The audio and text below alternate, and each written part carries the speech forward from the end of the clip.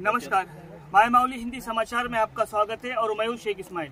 दर्शकों, हम अब इस वक्त बेला मंडल के मांगरूल ग्राम पंचायत में मौजूद है और आप देख सकते हैं कि मेरे पीछे ये पैनगंगा नदी है और ये पैनगंगा माँ का डाब जो है, यहाँ से जितने भी पैनगंगा माँ के तट पर जो भी खेती किसान बसते हैं या जो किसकी काश्तकारी करते हैं वो सारा का सारा डूब चुका है।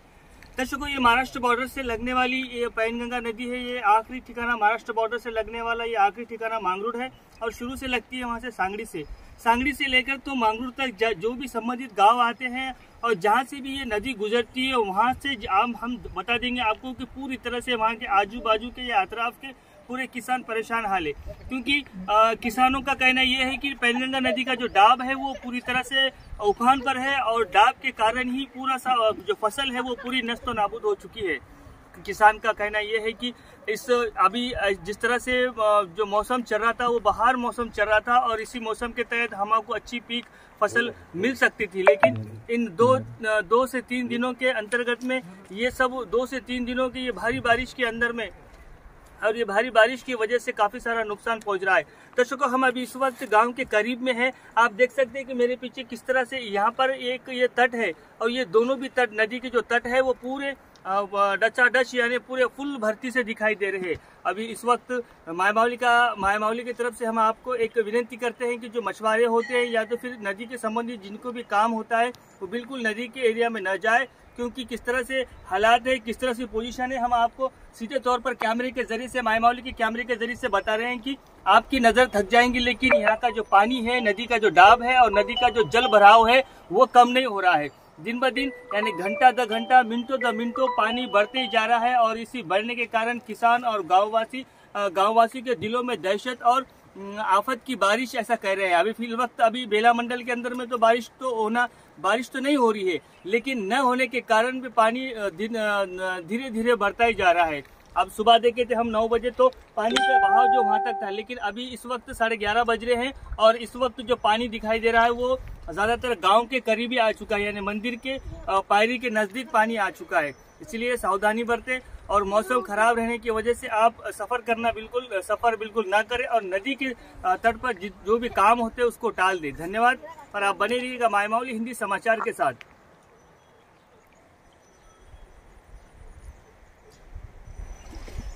थोड़ा अंदर से बात करें तो कुछ नहीं होता था।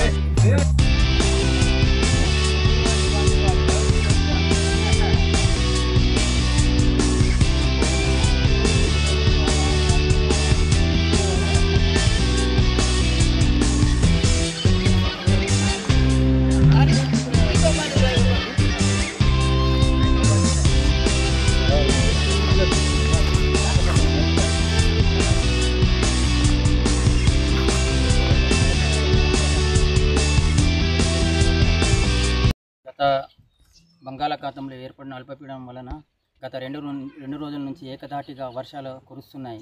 మన తెలంగాణలో, మహారాష్ట్రలో కురుచుట వలన మన తెలంగాణ నదీ తీరంలో బ్యాక్ వాటర్తోని మన మాంగ్రూడు, కొబ్దూరు, కొబ్బాయి, దత్తాల్పూర్ శివారంలోని ఒక 500 ఎకరాల భూమి ముంపుకు గురి అయినది. అయితే ఈ భూమి ముంపుకు గురి అవడం వలన రైతులు ఒక ఎరువులు, విత్తనాలు, ఒక 4 డోసులు, ఒక 3 స్ప్రేలు ఒక్కొక్క రైతు ఖర్చు చేసినారు పొలంకు. అయితే ఒక రైతు కమస్కం ఎకరికి ఒక 40-50 వేల ఎకరాలు రూపాయలు ఖర్చు అయినాయి. అయితే మన ప్రభుత్వం గారి దృష్టికి మన జిల్లా మంత్రి గారు మరియు మన జిల్లా కలెక్టర్ గారు ఈ గంగా బెల్ట్ నదీ ప్రాంతాలను మన ఎమ్మెల్యే గారు మన సందర్శించి రైతులకు న్యాయం చేయాలని, ప్రభుత్వం దృష్టికి తీసుకుపోవాలని మేము రైతులందరం కలిసి కోరుతున్నాం.